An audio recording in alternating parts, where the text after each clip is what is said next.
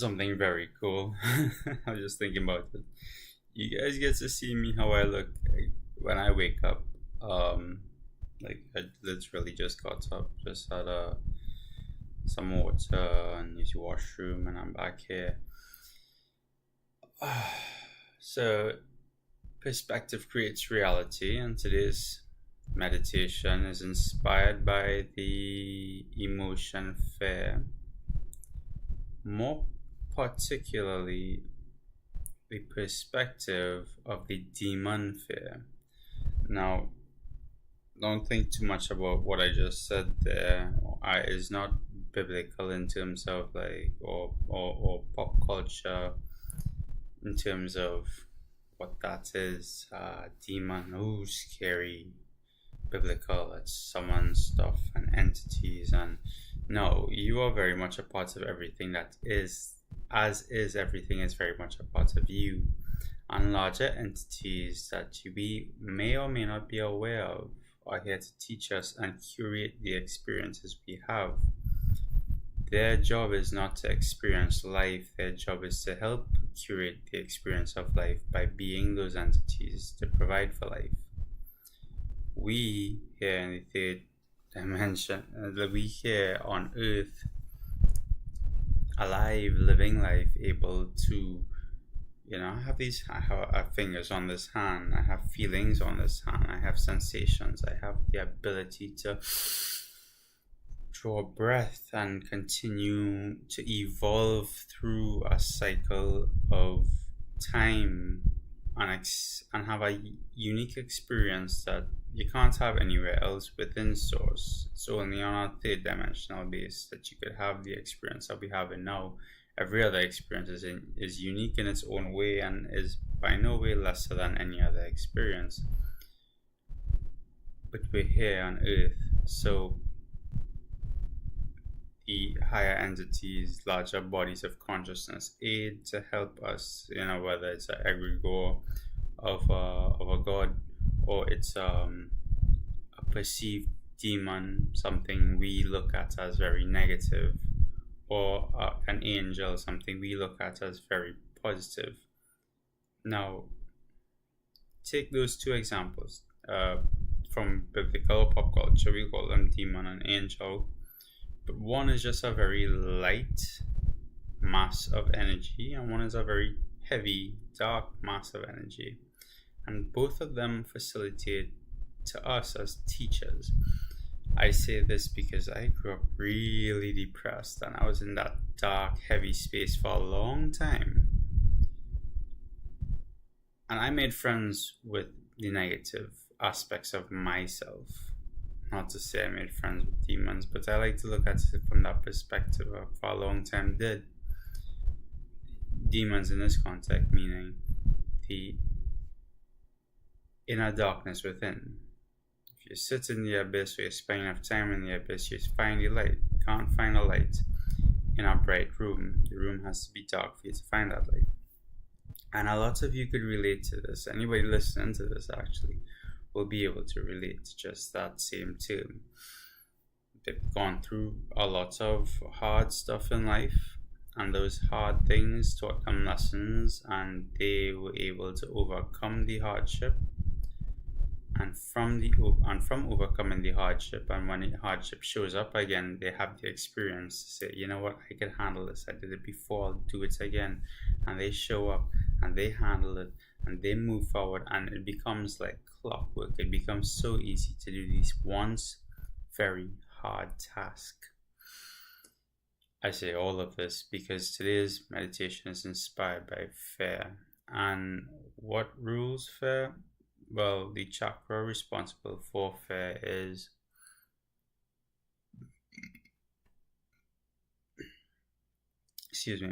the Muladhara, the first chakra, as a reminder that fear and excitement are the same exact emotion.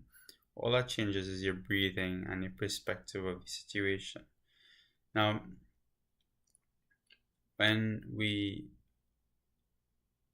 feel fear, three things can happen: fight, flight, or freeze. fight is when your adrenaline kicks in and you pick up a weapon, or you pick up yourself and say, you know what happens no matter what comes through that door. This feeling I have, let's use it to push ourselves forward and physically take action, because right now you're no longer in your thinking mind, you're in your feeling mind, you're in your, I don't know what's happening, I just need to protect, I just need to survive. You basically, everything goes out the door and is just pure instinct. Survive. Flight is the same thing, except this time, instead of facing the task head on, you in that split second decided the best course of action is to run away, because right now I'm not strong enough to take on whatever that fight is. And freeze, well, I'm familiar with freeze as well, all three really, but freeze was linked in part to my childhood, one of my many fears growing up. Freeze is quite unique. Freeze is unlike running away or fighting, and we see it in multiple different animals across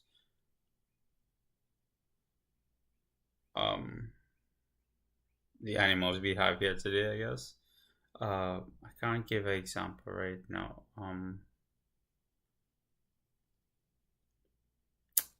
It's a defense mechanism. It works very well against certain predators. Like if you see a brown bear, I think if it's brown, lay down. If it's black, fight back. Yeah, because brown bears don't want to eat dead carcasses. They want game. They want to find something that's alive and then go after it. Puts up a fight. Black bears, however, if you play dead and freeze around black bears, they'll just go right into it, because they eat more carcasses, the leftovers. They forage. So the process is called inquiry. The process of getting over any trauma from chakra trauma therapy is called inquiry. It's where you inquire to your consciousness to aid you in finding out the root cause of your trauma, and then spectating it from however you receive that vision, and shift your perspective as an adult, how you would see it now as opposed to how you saw it then, because it was very clear. We all develop our core traumas, all of them, before the age of 9 to 12. Every other emotion that we feel afterwards is emotions. Yes, it's the exact same emotion, but there's a different experience attached to the emotion. So let's get personal with it, because I mean, why not? So let's say at around 4 years old, your father abandoned you. Didn't see him again. Fear of abandonment sets in at 4 years old. Now, as an adult, you probably suppress this, but let's just say, right? 4 years old, that sets in right here. Later on,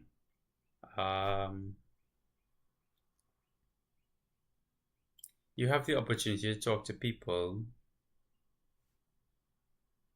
somebody romantically, face to face. Fear kicks in. What if they abandon me? You either run away, you don't even talk to her, you just leave. Disrespectful. It seems to be very disrespectful to me. But upon closer inspection, remember, people don't just do things just because they do things. People have a reason to do things, no matter how much of an asshole they may seem like. They act or react based off of their emotions and their personal traumas. Nobody does something like that without reason. Even in most vile serial killer kills with reason. To kill without reason is still with reason. Because you might say, well, I don't know why I do it, I just do it because it's fun. That could be true from one aspect, and it would be the outward truth that the killer says. but he's not really getting real with you when he actually says, well, and I'm gonna put a scenario to that, but just because he says that's the reason he says he does it doesn't mean it's the actual reason. You could relate to this, the viewer, because you've done things in the past where if someone was to ask you, well, why do you do that? And you don't know the answer, you're gonna say something. You wanna give an answer, you say something. And then you realize later on, well, you know what, I said it then, and maybe that's not true later in life when you start figuring out like why you do stuff and that kind of things. I know I'm positive, well, a lot of people would think about a lot of things that they do later on. So let's get back to fear, right? We were talking about you talking to somebody romantically and that fear of abandonment kicks in. Yeah, so you either run, you fight, and fight in this instance, how would that look like? Because you're not gonna, if you're talking to somebody, he's not gonna show up as like physical. I mean, it could. I'm not going to rule it out. The experience is vast and it could be infinite. In which case, in this society, it won't work out. Maybe fight in terms of you get combative with words and you argue major red flags, but you get the point. And freeze, you just stand there and you don't say anything, and it's very awkward, and you have no choice but to do nothing about it. Well, what else would it look like afterwards? So you get older and you have not addressed this fear of abandonment, and you meet more people, but you don't meet them. They try to meet you, and you push everything away because the fear of abandonment. Now, this was me growing up. How I got over it was quite simple. The meditation goes like this. 4 stages of, well, there's not 4 stages.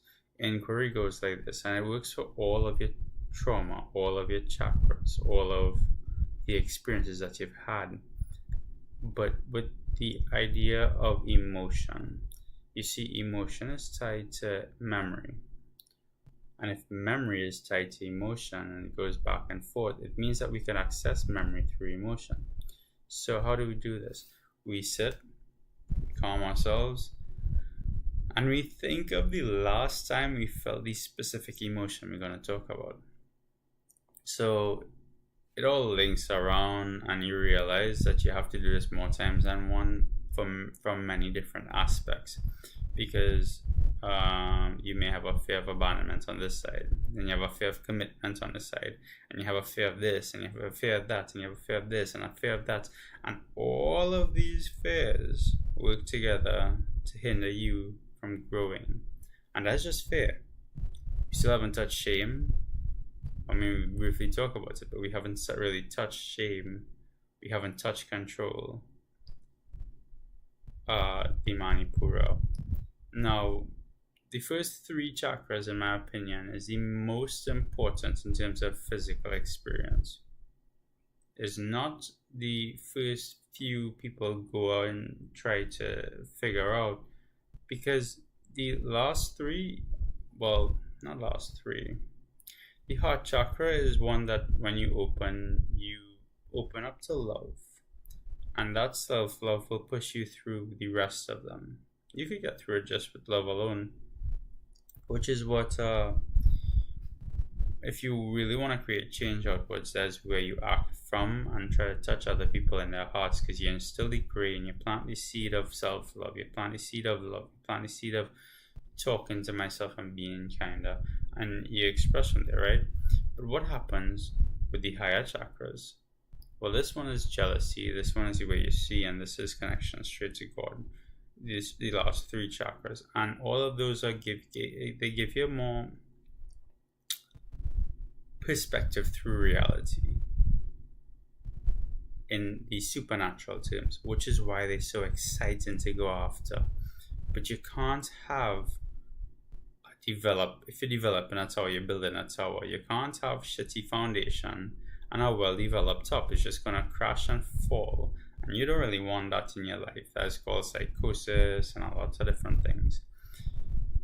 To avoid getting psychosis from my definition and the spiritual community's definition, is when you open your third eye and you're able to see multiple different realities overlapping in the one reality that you're in, and you can't differentiate from what's real and what's not real. And I say what's real or not real, in my opinion, they're all real, but what's real to you here right now in your context of your physical life. And if you can't determine what's real right now, you're gonna look real crazy to everyone else around you. So we have to build up that stability, a foundational setting of rooted in our reality and how we can move forward there first, so that our tower doesn't come on collapsing. So with the fear, we use an example is me with my fear of abandonment that I gave before, and the exact method to get over it. Right, let's talk about that. Sorry, I keep rambling on. We animate the feeling. So we get the feeling. The last time we felt something like that, it was inspired. I had a nightmare this last I had a nightmare this night. I don't say last night because it's still night. And I was visited by fear, and I had it's not in the same context of a nightmare, because I think perception creates the curation of how we experience it. But if I had any mainstream perspective, for sure, I think I would have woken up pretty shaken up. But instead it was fun, because it gave the opportunity for growth. And I would like to share that with you. Right, let's talk about it. So we remember the exact feeling the last time we felt that way that we didn't enjoy. So in context of this, I used the emotion I felt during the emotion, a reminder of that emotion. And I took that emotion. I said, okay, let's feel it. Where do I feel it in my body? I felt it in my heart. It felt like despair. How do I describe despair? It's like a blanket of gray in the world. Like there's no hope. I just felt it in my heart. And if I could draw it, how would I draw it? To me, it was the image of taking a lead pencil and shading on paper. Okay, cool. So I know where it is in my body. I know how, if I would draw it, how I would draw it. How do I animate this feeling now to show me what it wants to show me, to access all of the memories that I've had in the past from this emotion? It's very simple. I take 3 breaths, diaphragm breathing, and with each breath I expand the feeling. So the first breath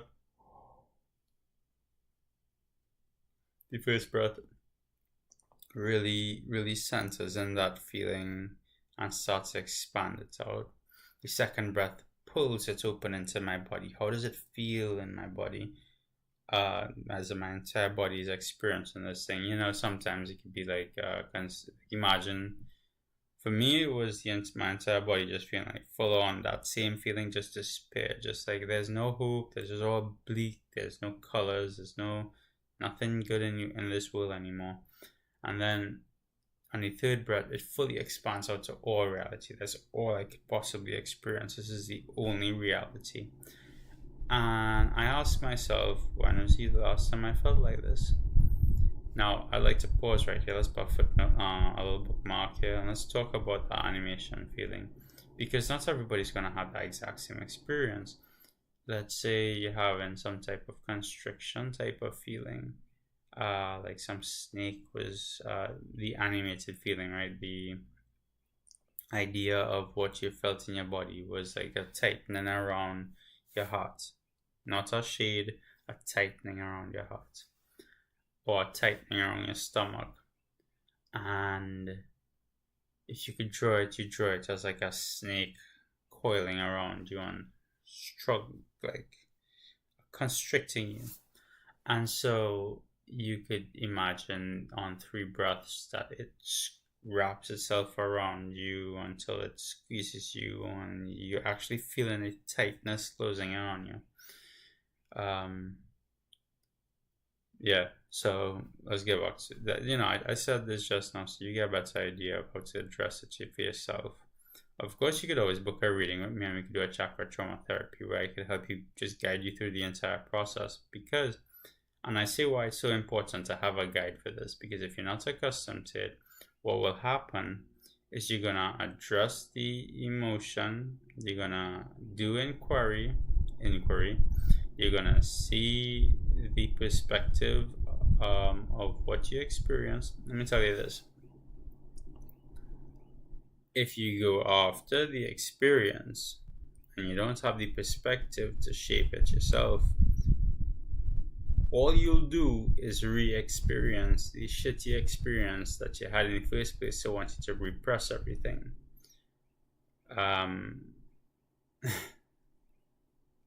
Which is not very fun in any perspective, from my perspective. Because all you're doing is like you're living back the traumatic event, but this time you're not going to do anything about it. You're just going to feel say, oh shit. And you're going to get up and be in fight or flight mode or freeze mode, and you're just going to be, it's going to repeat the cycle. You don't want that. We want to curate the experience. The reason we do this is so that when we get the vision of either first person or third person, what happened to us. I'm so sorry, let me clarify. There's 2 things that could happen. One is the scenario that I just spoke about. It's where you have the experience, you see the experience, but from the first person. And in that, you're not aware that you are separate from it. It's like a dream that feels almost too real. And let's say in the dream you die. You wake up in a cold sweat, you wake up breathing heavy, you wake up feeling pain in some parts of your body. You wake up just zoned out, dazed out. You can't believe what just happened. But in real life, nothing changed. You're still safe, you're still alright. The other scenario is where you see the exact thing, but from a third perspective, and your adult brain, thinking rational brain that you have right now, is able to kick in and say, you know what, that happened to me when I was a child. Yeah. I remember it now. I didn't remember just now, I didn't remember before, but I remember it now. That happened to me as a child.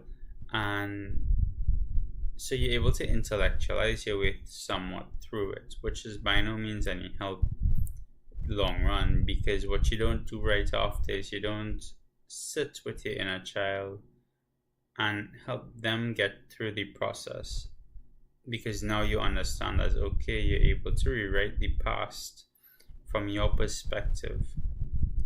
And in doing this, what you do, the main reason why I do this, why chakra trauma therapy works, is because once we experience the traumatic event that first curated the experience that we had, when that experience happened, we did something to soothe ourselves. And in that created the response or reaction. Well, let's call it reaction. It's not really a response. Created the reaction that created a cycle for us of how we show up for ourselves when we get triggered. So sometimes like for some people, like in later life, it turns into alcoholism or drug abuse or signs of codependency. You get codependent on somebody, you get latched on. So there's so many different fun traumas to talk about on this topic. I guess I could probably rant on this topic for like a long time. I know you probably were expecting a meditation this morning, but at the rate that we're going on with 25 minutes in, let's just call it. I already had a meditation this morning. Let's just call it a one-on-one talk on the first chakra and diving into inquiry and how the process of chakra trauma therapy works. So let's get a small meditation and then nothing too big, short 5 minutes. Okay, so sit with your back straight, relax yourself, relax your shoulders, relax your jaw, relax your facial muscles, and take a deep breath with your diaphragm. Expand your stomach.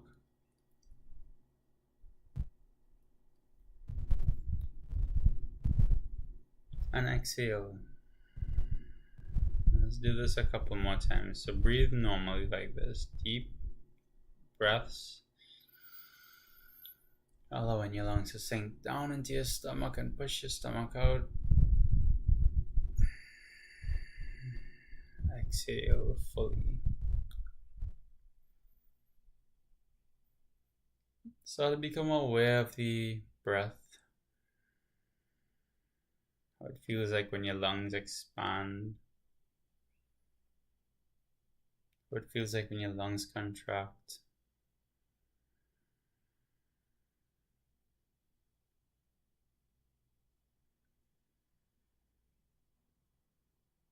How the air feels flowing into your lungs. It's in the back of your throat. How the air feels coming out of your lungs.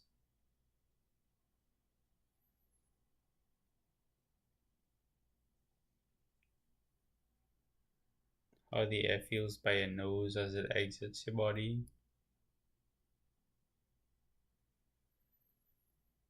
With each exhale, I want you to relax a bit more.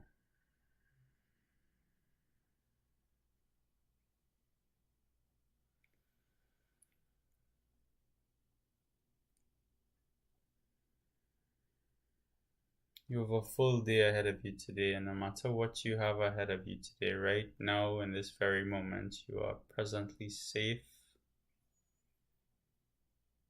You have permission to give yourself to be relaxed.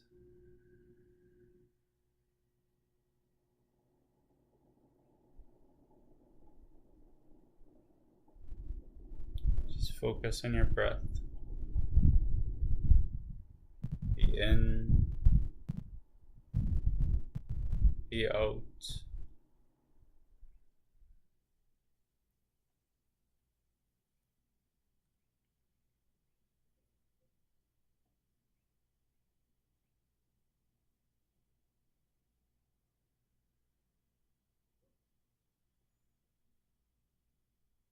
Focus on that moment when you breathe in, right before you exhale.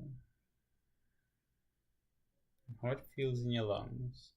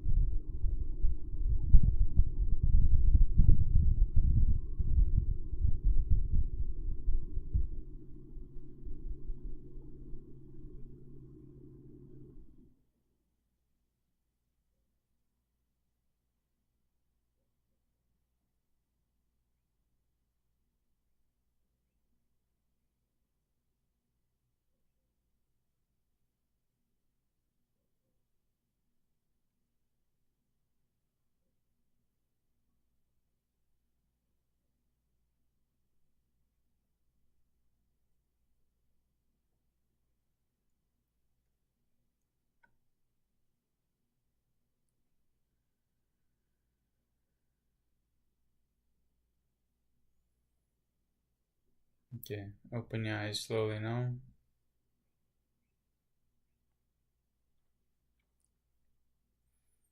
Parts of me really didn't want to open my eyes and stay in meditation, but I have a busy day ahead of me today, and I'm sure you have stuff to do today as well. But whenever you feel stressed, take some time for yourself to center yourself in your day, bring in awareness. Well, if you're gonna listen to this all the way through, I'm going to give you right now two very helpful things. If you're in a stressful situation and you want to quickly bring in it consciousness, focus on a point ahead of you and zone out. Bring your awareness, focus on your peripherals. And in focusing on your peripherals, your attention comes into the center of your forehead. And you're able to gain fast awareness. Also, you could achieve the same result by breath. A few deep breaths of focus on the exact point between oxygen goes in and if you could pinpoint your awareness to the exact moment before it turns into that before you start releasing it. Okay. The next one is to bring your attention or your awareness right between the center of your eyebrows, just above it, like right here. That being said, have a good day today. You're gonna smash all of your goals. I love you.